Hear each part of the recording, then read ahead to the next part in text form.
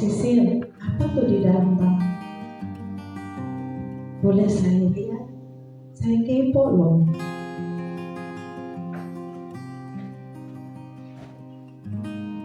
Boleh saya lihat? Mau tidak? Tidak. Mengapa? Saya mau dong. Mau lihat? Ini apa di dalam? Boleh dong. Apa nih? Kok keras sekali ya?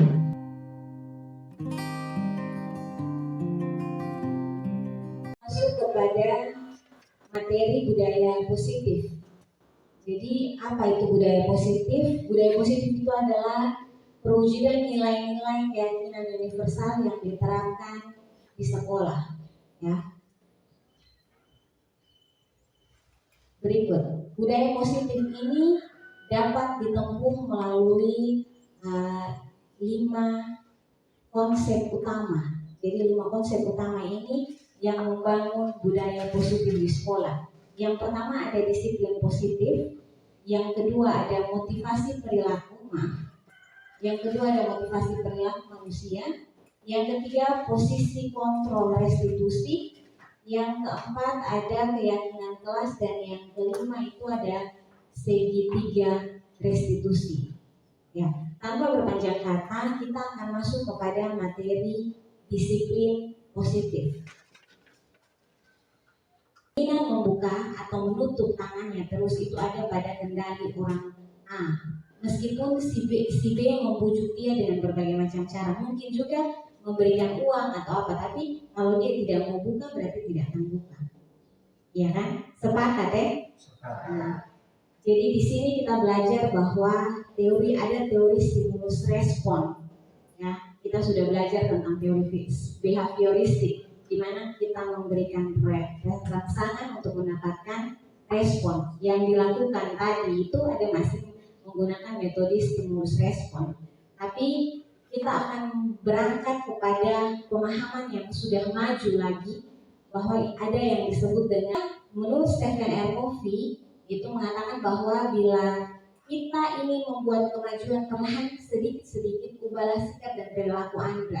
Namun bila ingin memperbaiki cara utama, maka kita perlu mengubah kerangka acuan, ubahlah bagaimana Anda melihat dunia, bagaimana Anda berpikir tentang manusia, ubahlah paradigma Anda, skema, pemahaman, dan penjelasan aspek-aspek tertentu tentang realitas. Dari teori ini, kita belajar bahwa sebagai guru kita tidak dapat memaksakan sesuatu kepada murid. Jika kita ingin murid menjadi pribadi yang disiplin, kita perlu merubah diri kita sendiri dan cara kita melihat dari sudut pandang mereka sebagai murid. Jadi ketika kita bicara tentang disiplin, ya, makna kata disiplin ini, ya, yang terbayang dalam benak Anda pasti adalah tentang hal-hal yang berhubungan dengan tata tertib, ya kan? Tata tertib, kemudian ada keteraturan, ada kepatuhan. Nah, kata disiplin juga sering dihubungkan dengan hukuman. Ya, toh kalau kamu tidak ikut peraturan berarti ada hukuman untuk kamu.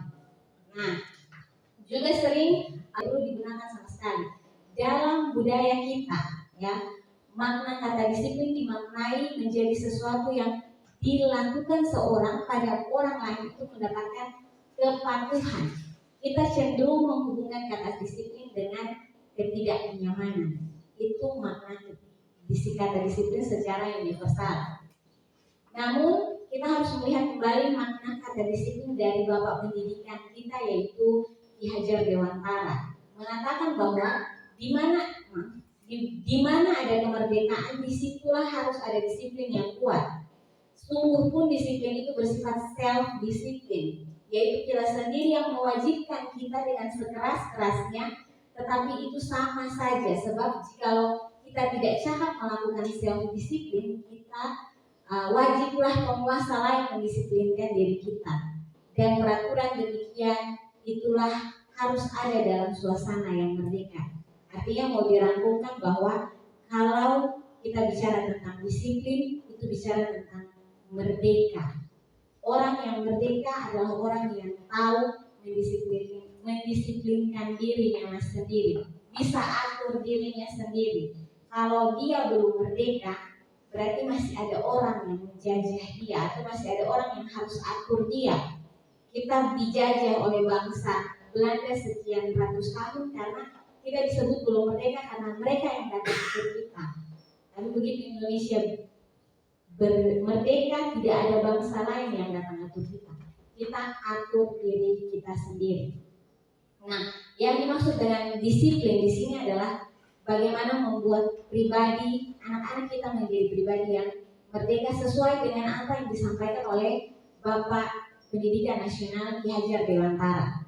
Di dalam disiplin positif, tugas kita sebagai guru adalah bagaimana menciptakan anak yang merdeka sehingga kita tidak perlu berteriak mereka lagi, ayo begini, ayo begitu, harus begini dan harus begitu, tapi menumbuhkan motivasi intrinsik dari dalam diri mereka sehingga tidak ada lagi hukuman, tidak perlu lagi penghargaan, dan tidak perlu lagi pemaksaan agar mereka melakukan sesuatu yang kita sepakati bersama.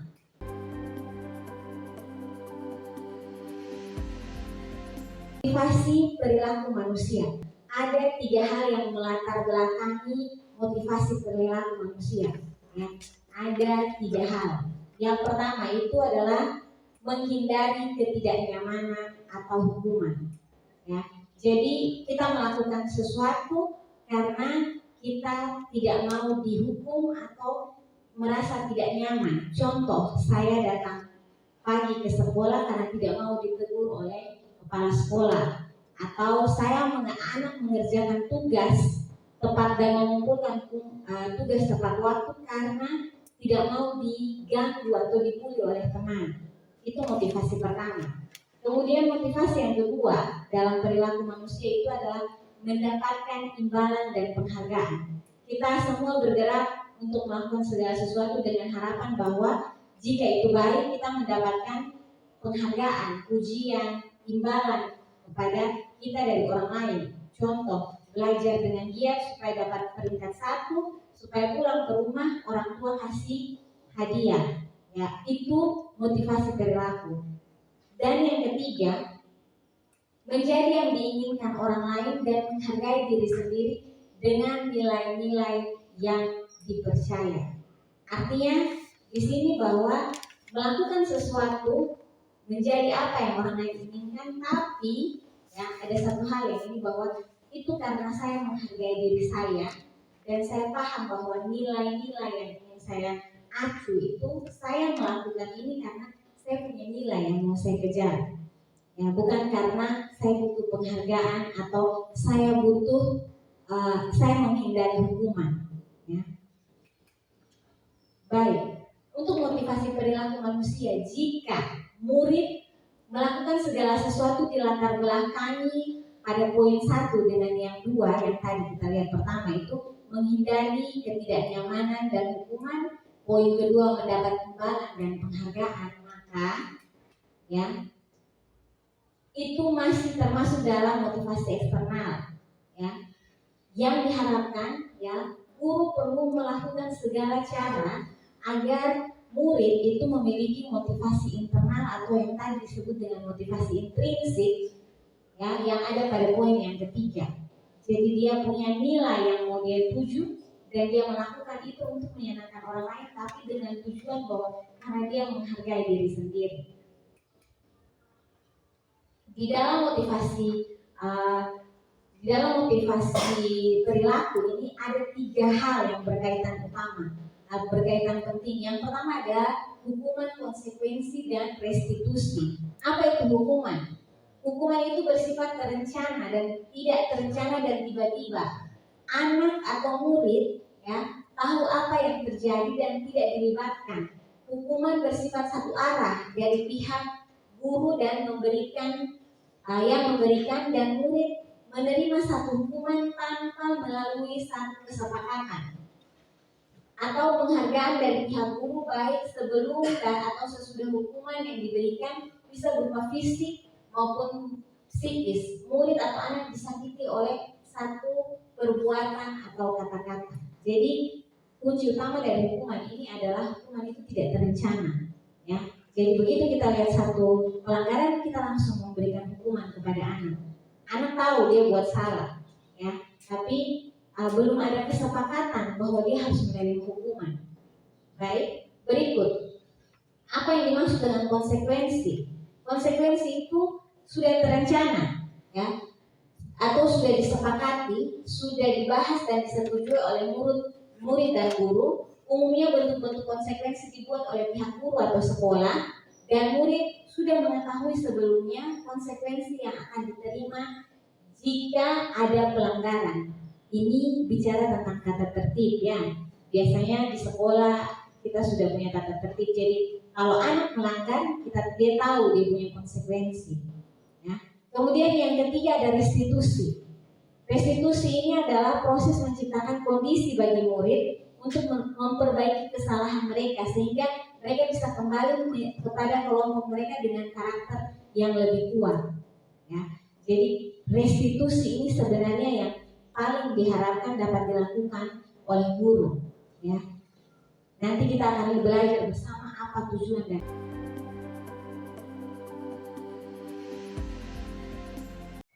baik, kita masuk kepada posisi kontrol restitusi. Di sini kita akan belajar bersama bagaimana posisi kita sebagai seorang guru dalam penerapan restitusi. Jadi dalam penerapan restitusi ada 5 posisi kontrol kita sebagai guru. Yang pertama sebagai penghukum, yang kedua sebagai pembuat rasa bersalah, yang ketiga sebagai teman, yang keempat sebagai pemandu, dan yang kelima sebagai manajer. Kita akan lihat bersama-sama bagaimana itu 5 posisi kontrol ini. Sebagai penghukum, ya, seorang guru bisa menggunakan hukuman fisik atau maupun verbal. Orang-orang yang menjalankan posisi penghukum senantiasa mengatakan bahwa sekolah memerlukan sistem atau alat yang dapat lebih menekan murid-murid lebih dalam lagi. Guru-guru yang menerapkan posisi penghukum akan berkata, patuhi aturan saya atau awas. Sampai yang biasa pakai kata-kata. Kemudian yang kedua, kamu selalu saja salah. Yang ketiga, selalu, pasti selalu, yang terakhir selesai. Yang keempat, guru seperti ini senantiasa percaya, ya, bahwa hanya ada satu cara agar pembelajaran bisa berhasil, yaitu dengan caranya dia. Ya. Kemudian berikut kita masuk kepada membuat rasa bersalah. Pada posisi ini biasanya guru akan bersuara lebih lembut, ya, tidak kasar, berbeda dengan tadi, ya, penghukum. Pembuat rasa bersalah akan menggunakan keheningan yang membuat orang lain merasa tidak nyaman atau merasa bersalah atau rendah diri. Kata-kata yang keluar dengan lembut akan seperti begini: ibu sangat kecewa sekali dengan kamu. Kemudian contohnya, beberapa kali bapak harus memberitahu kamu, ya. Kemudian gimana coba kalau orang tua kamu tahu bahwa kamu berbuat begini. Kemudian pada posisi ini murid memiliki penilaian diri yang buruk tentang diri sendiri, ya. Jadi murid merasa tidak berharga dan merasa telah mengecewakan orang-orang yang disayangi. Ini juga bukan yang diharapkan dari pembelajaran budaya musik. Berikut yang ketiga ada posisi teman. Ya. Teman ini guru pada posisi tidak akan menyakiti murid, ya. Namun akan tetap berupaya mengontrol murid sesuai melalui persuasi. Jadi posisi teman pada guru bisa negatif ataupun positif, tergantung. Positif di sini berupa hubungan baik yang terjalin antara guru dan murid, dan guru di posisi teman menggunakan hubungan baik dan humor untuk mempengaruhi seseorang. Mereka berkata begini: ayo bantulah, ya, ayo bantulah demi bapak, ya. Kemudian ayo ingat tidak butuh tidak bantuan bapak selama ini. Ya. Yang ketiga, ya sudah, kali ini tidak apa, nanti baru diselesaikan. Ya. Ada kompromi karena temannya. Jadi kalau yang tidak posisi teman itu adalah bila suatu saat guru tersebut tidak membantu, maka murid akan kecewa dan berkata, saya pikir bapak atau ibu teman saya, ternyata tidak, gitu, ya. Murid merasa dikecewakan dan tidak mau lagi berusaha. Ya. Hal lain yang bikin adalah murid hanya bertindak untuk guru-guru tertentu saja, ya. Guru-guru yang mereka rasa bahwa dia benar, dia sudah dikontrol. Guru lain dia tidak mau benar. Ya. Murid hanya akan tergantung pada guru tersebut. Guru yang lain dia tidak peduli. Nah, itu juga bukan yang diharapkan dari budaya positif di sekolah. Yang keempat adalah memantau. Memantau berarti mengawasi. Pada saat kita mengawasi, kita bertanggung jawab atas perilaku orang yang diawasi. Posisi memantau berdasarkan pada peraturan dan konsekuensi. Dengan menggunakan sanksi atau konsekuensi, kita dapat memisahkan hubungan pribadi dengan murid. Sebagai seorang yang menjalankan posisi memantau, pertanyaan yang digunakan seorang pemantau itu peraturannya apa? Yang berikut, apa yang telah kamu lakukan? Yang berikut, sanksi atau konsekuensinya apa? Jadi seorang pemantau hanya menggunakan perhitungan, catatan, data yang digunakan sebagai bukti atas perilaku seseorang. Posisi ini akan menggunakan stiker, slip catatan, daftar cek, dan pemantau sendiri berawal dari teori stimulus respon yang menunjukkan tanggung jawab guru dalam mengontrol murid. Yang terakhir, itu ada posisi manajer, ya. Posisi manajer ini adalah posisi terakhir, ya, di mana guru berbuat sesuatu bersama dengan murid, mempersilahkan murid bertanggung jawab atas perilakunya, mendukung murid agar dapat menemukan solusi atas permasalahannya sendiri, dan seorang manajer telah memiliki keterampilan di posisi teman maupun pemantau. Jadi seorang manajer menemukan solusi atas permasalahannya sendiri, dan seorang manajer telah memiliki keterampilan di posisi teman maupun pemantau. Jadi seorang manajer ini perpaduan antara teman dan juga pemantau. Ya.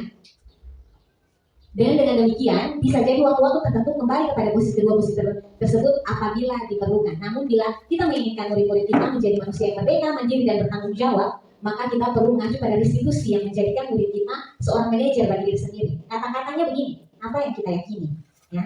Kemudian kembali, maksudnya yang kita yakini itu melihat kepada keyakinan kelas yang sudah dibuat. Kemudian yang kedua, apa kamu meyakininya? Kemudian yang ketiga, jika kamu meyakininya, apakah kamu bersedia memperbaikinya? Kemudian yang keempat, jika kamu memperbaiki ini, hal ini menunjukkan tentang dirimu. Kemudian yang terakhir, apa rencana tersebut sebagai seorang guru menempati posisi kontrol sebagai manajer. Ya. Sebagai manajer, seorang guru berbuat sesuatu bersama murid untuk mempertanggungjawabkan perilakunya, ya, dan mendukung murid agar dapat menemukan solusi untuk permasalahannya sendiri. Ya. Sebagai manajer, seorang guru mampu untuk mengarahkan murid untuk menjadi manajer atas permasalahan sendiri sehingga tercipta pribadi yang mandiri dan juga bertanggung jawab atas persoalan yang dibuat. Hal ini mengacu pada restitusi. Jadi kira-kira sudah ada gambaran jelas sedikit ya tentang apa itu restitusi. Restitusi itu bagaimana kita menciptakan murid yang tujuannya menciptakan murid yang bertanggung jawab dan mandiri. Jadi mereka mempertanggungjawabkan masalah mereka, perbuatan mereka, dan mandiri untuk menyelesaikan apa yang sudah mereka buat.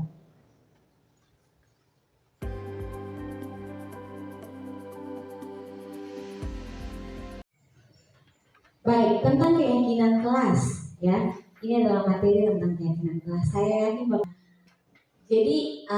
keyakinan kelas itu adalah pernyataan-pernyataan universal. Ya, saya tahu Bapak Ibu sudah tahu, yang dibuat dalam bentuk kalimat positif. Ingat, kalimatnya positif, tidak boleh ada kalimat negatif. Kalimat negatif itu yang selalu menggunakan kata-kata larangan, ya. Jadi contoh, jangan membuang sampah di sembarang tempat. Kita menggunakan kalimat positifnya, membuang sampah pada tempatnya, ya. Kita bilang tidak boleh meletakkan benda di sembarangan tempat, menggunakan kalimat positifnya, meletakkan semua barang ke tempatnya, ya. Itu adalah bentuk kalimat positif. Keyakinan kelas dibuat dalam jumlah tidak banyak, sebenarnya tidak banyak, ya, sehingga mudah diingat dan dipahami oleh semua warga sekolah atau warga kelas. Keyakinan kelas merupakan sesuatu yang dapat diterapkan di lingkungan kelas tersebut. Jadi kalau bicara tentang keyakinan kelas, bicara tentang keinginan seluruh anggota kelas, harapan, mimpi yang ingin dicapai oleh kelas itu, baik guru maupun murid. Ya. Permasalahannya seorang guru itu berperan penting dalam pembuatan keyakinan kelas dan juga pembuatan keyakinan kelas. Hal ini adalah dasar yang paling penting ya dalam penerapan institusi dan budaya positif. Dengan adanya penerapan yang dibangun secara bersama-sama.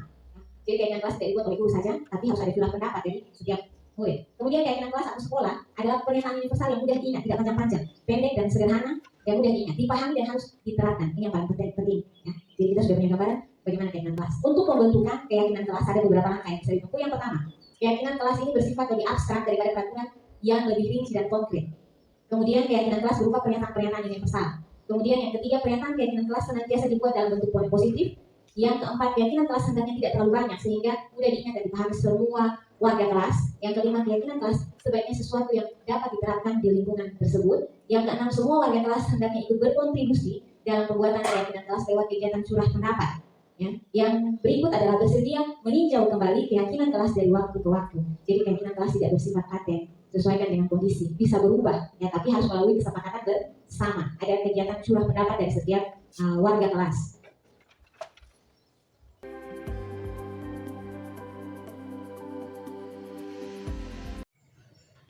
Baik, tentang keyakinan kelas, ya, ini adalah materi tentang keyakinan kelas. Saya yakin bahwa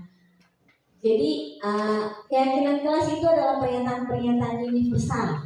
Ya, saya tahu Bapak Ibu sudah tahu, yang dibuat dalam bentuk kalimat positif. Ingat, kalimatnya positif, tidak boleh ada kalimat negatif.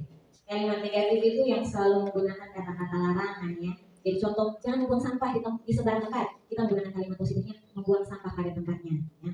Kita bilang tidak boleh meletakkan benda di sembarangan tempat, menggunakan kalimat positifnya, meletakkan semua barang ke tempatnya, ya. Itu adalah bentuk kalimat positif. Keyakinan kelas dibuat dalam jumlah tidak banyak, sebenarnya tidak banyak, ya, sehingga mudah diingat dan dipahami oleh semua warga sekolah atau warga kelas.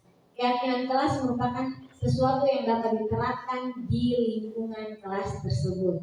Jadi kalau bicara tentang keyakinan kelas, bicara tentang keinginan seluruh anggota kelas, harapan, mimpi yang ingin dicapai oleh kelas itu, baik guru maupun murid. Ya. Seorang guru itu berperan penting dalam pembuatan keyakinan kelas dan juga pembuatan keyakinan kelas. Hal ini adalah dasar yang paling penting ya dalam penerapan distribusi dan budaya positif dengan adanya penerapan yang dibangun secara bersama-sama. Jadi keyakinan kelas tidak dibuat oleh guru saja, tapi harus ada khilaf pendapat dari setiap murid. Kemudian keyakinan kelas atau sekolah adalah pernyataan universal yang mudah diingat, tidak panjang-panjang, pendek dan sederhana, yang mudah diingat, dipahami dan harus diterapkan. Ini yang paling penting. Ya. Jadi kita sudah punya gambaran bagaimana keyakinan kelas. Untuk pembentukan keyakinan kelas ada beberapa langkah yang bisa ditempuh. Yang pertama, keyakinan kelas ini bersifat lebih abstrak daripada peraturan yang lebih rinci dan konkret. Kemudian keyakinan kelas berupa pernyataan-pernyataan universal. Kemudian yang ketiga, pernyataan keyakinan kelas senantiasa dibuat dalam bentuk positif. Yang keempat, keyakinan kelas hendaknya tidak terlalu banyak sehingga mudah diingat dan dipahami semua warga kelas. Yang kelima, keyakinan kelas sebaiknya sesuatu yang dapat diterapkan di lingkungan tersebut. Yang keenam, semua warga kelas hendaknya ikut berkontribusi dalam pembuatan keyakinan kelas lewat kegiatan curah pendapat. Ya. Yang berikut adalah bersedia meninjau kembali keyakinan kelas dari waktu ke waktu. Jadi keyakinan kelas tidak bersifat paten, sesuaikan dengan kondisi, bisa berubah, ya, tapi harus melalui kesepakatan bersama. Ada kegiatan curah pendapat dari setiap warga kelas.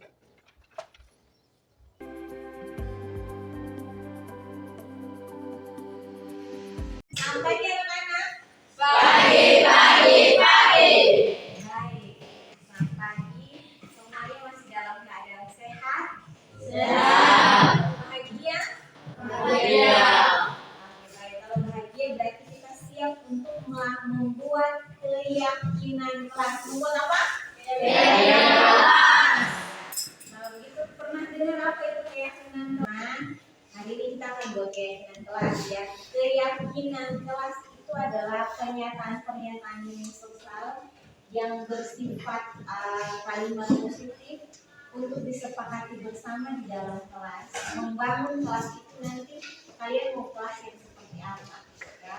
Jadi dalam keyakinan kelas itu ada berisi tentang kalimat-kalimat yang universal ya, dan juga merupakan kalimat-kalimat positif ya, tidak ada kalimat negatif di dalamnya. Nah, hari ini kita akan membuat keyakinan kelas. Keyakinan kelas tujuannya apa? Supaya kalian bisa ya, kira-kira dalam kelas ini kalian menjadi kelas yang seperti apa ya. Dituliskan, satu orang satu saja di dalam stick note ini, kemudian nanti dibagikan satu orang satu keyakinan kelas satu ini kalian berisi tentang nilai. Contoh ya, saya mau kelas yang tertib ya, kelas yang tertib dimulai dari disiplin waktu. Kalimat yang bisa digunakan adalah hadir tepat waktu di kelas ya, jangan tidak terlambat masuk kelas. Kalimat negatif. Jadi kalau mau bilang saya ini kelas yang disiplin, berarti kalimatnya untuk disiplin waktu hadir tepat waktu di kelas. Dan contoh-contoh lainnya, contoh saya mau kelas yang ramah ya, kelas yang tidak ada bullying ya. Kalimat yang digunakan adalah menerapkan budaya 5S, senyum, sapa, salam, sopan, dan santun. Nah, begitu berlaku untuk semua warga yang ada di dalam kelas, baik itu guru dan juga siswa. Nanti setelah kita buat, kita sepakati bersama keyakinan kelas ini kita tempel di kelas sebagai pengingat untuk kita semua berkelakuan di dalam kelas. Baik, sampai di sini ada yang masih belum ngerti penjelasan ibu? Semua sudah ngerti?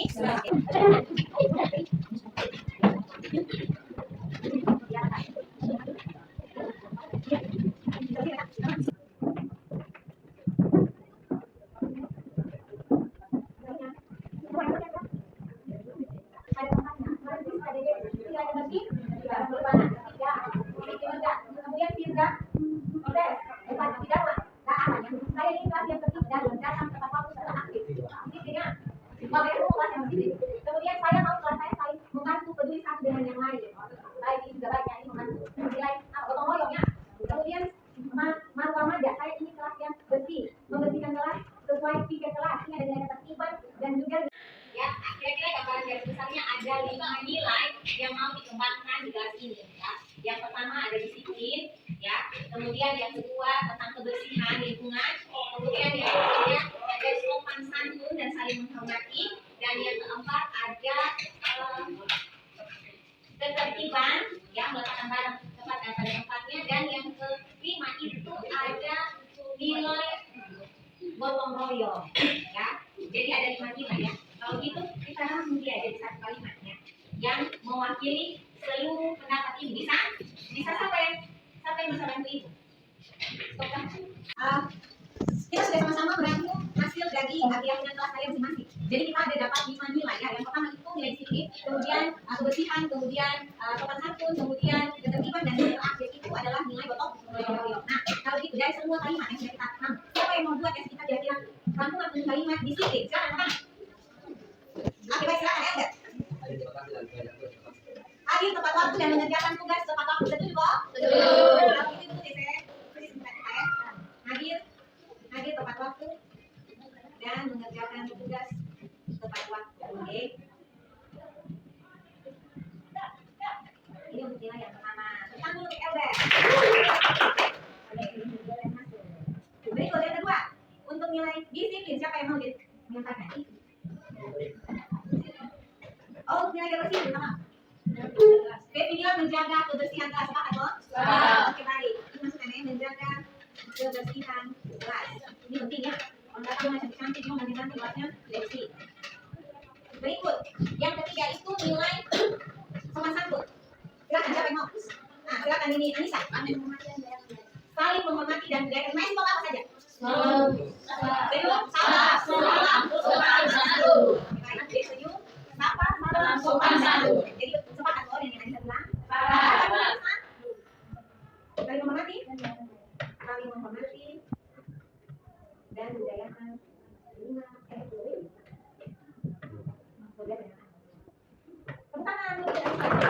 berikut untuk nilai ketertiban. Siapa yang mau? Sudah dapat 5 keyakinan kelas 8B ya. Kita baca bersama-sama bisa? Bisa. Dimulai dari keyakinan kelas yang pertama. Hadir. Yang kedua, Menjaga kebersihan kelas. yang ketiga, Saling menghormati dan merayakan 5S. yang keempat, Menjaga kebersihan kelasnya. yang kelima, Saling membantu dan saling kritik. luar biasa. Terima kasih untuk kerjasamanya kita bersama. Tepuk tangan untuk kita semua. Kelas ini ya akan print dan itu tempel di depan sebagai keyakinan kita bersama semua warga kelas, baik guru maupun siswa, wajib untuk melakukan 5 keyakinan kelas ini. Bisa? Bisa. Oke, baik. Terima kasih. Salam.